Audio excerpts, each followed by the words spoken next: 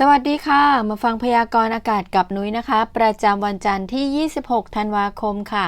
พร้อมกับอัปเดตจาก ECMWF แต่ก่อนที่เราจะไปรับฟังข่าวกันนั้นนุ้ยขอขอบคุณข้อมูลข่าวจากกรมอุตุนิยมวิทยาค่ะและก็ขอขอบคุณทุกคนที่ติดตามและเป็นกำลังใจให้นุ้ยมาตลอดค่ะฝนฟ้าอากาศวันนี้เช้านี้ลมหนาวกำลังค่อนข้างแรงลงมาปกคลุมไทยตอนบนค่ะทำให้มีอุณหภูมิลดลงอีกเล็กน้อยนะคะและมีอากาศหนาวเย็นค่ะและพรุ่งนี้ลมหนาวจากหิมาลัยจะเริ่มลงมาค่ะทำให้อากาศนะคะจะหนาวแบบช่ำๆมากขึ้นค่ะลักษณะอากาศทั่วไปในวันนี้มวลอากาศเย็นกำลังค่อนข้างแรงก็ยังคงปกคลุมประเทศไทยตอนบนค่ะขณะที่มีลมตะวันตกในระดับบนเคลื่อนผ่านภาคเหนือทำให้ภาคเหนือภาคตะวันออกเฉียงเหนือมีอากาศเย็นถึงหนาวในตอนเช้าภาคกลางรวมทั้งกรุงเทพมหานครและปริมณฑลภาคตะวันออกภาคใต้ตอนบนมีอากาศเย็นในตอนเช้าค่ะและสำหรับภาคใต้มรสุมตะวันออกเฉียงเหนือที่พัดปกคลุมทำให้ภาคใต้ตอนล่างยังคงมีฝนฟ้าคะนองบางแห่งคลื่นลมบริเวณอ่าวไทยตอนล่างมีกำลังค่อนข้างแรงค่ะมีคลื่นสูง 2-3 เมตรบริเวณที่มีฝนฟ้าคะนองคลื่นสูงมากกว่า 3 เมตรค่ะ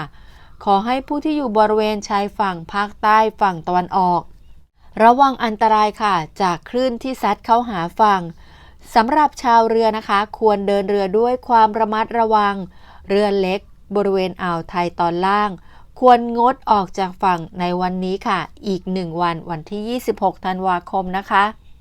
และในวันที่ 27-28 ธันวาคมมวลอากาศเย็นกำลังค่อนข้างแรงที่ปกคลุมประเทศไทยตอนบนมีกำลังอ่อนลงค่ะทำให้อุณหภูมิสูงขึ้นแต่ก็ยังคงมีอากาศเย็นถึงหนาวกับมีหมอกในตอนเช้าค่ะและขณะที่ลมตะวันตกในระดับบนก็ยังคงปกคลุมภาคเหนือทำให้บริเวณดังกล่าวยังคงมีฝนเล็กน้อยบางแห่งค่ะและในวันที่ 29 ธันวาคมถึงวันที่ 3 มกราคมมวลอากาศเย็นกำลังค่อนข้างแรงอีกระลอกหนึ่งนะคะจะแผ่เสริมลงมาปกคลุมประเทศไทยตอนบนทำให้มีอากาศเย็นถึงหนาวอุณหภูมิจะลดลงค่ะ 1-3 องศาเซลเซียสสำหรับภาคใต้มรสุมตะวันออกเฉียงเหนือที่พัดปกคลุมภาคใต้ยังคงมีกำลังปานกลางค่ะทำให้บริเวณอ่าวไทยตอนบนและทะเลอันดามันทะเลมีคลื่นสูง 1-2 เมตรบริเวณที่มีฝนฟ้าคะนองคลื่นสูงมากกว่า 2 เมตรค่ะส่วนอ่าวไทยตอนล่างทะเลมีคลื่นสูงประมาณ 2 เมตรบริเวณที่มีฝนฟ้าคะนองคลื่นสูงมากกว่า 3 เมตรค่ะอัปเดตจาก ECMWF ลมหนาวจากจีนค่ะก็ยังคงลงมาปกคลุมกันยาวๆไปนะคะถึงวันที่ 4 มกราคมโดยจะลงมาเสริมเป็นช่วงๆเป็นชุดๆนะคะทำให้มีอากาศหนาวเย็นตลอดช่วงค่ะโดยในช่วงวันที่ 30-31 ธันวาคมก็จะเป็นชุดกำลังแรงค่ะที่เส้น 1,020 ลงมาลึกและแตะภาคกลางนะคะบวกกับลมตะวันตกจะเริ่มพัดปกคลุมในช่วงวันที่ 27-31 ธันวาคมค่ะทำให้อากาศเย็นแบบช่ำๆนะคะสำหรับภาคใต้ตอนล่าง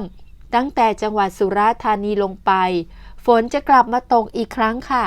กับมีคลื่นลมแรงในช่วงวันที่ 2-4 มกราคมค่ะรอตั้งรับขอให้ติดตามอัปเดตข้อมูลเรื่อยๆนะคะ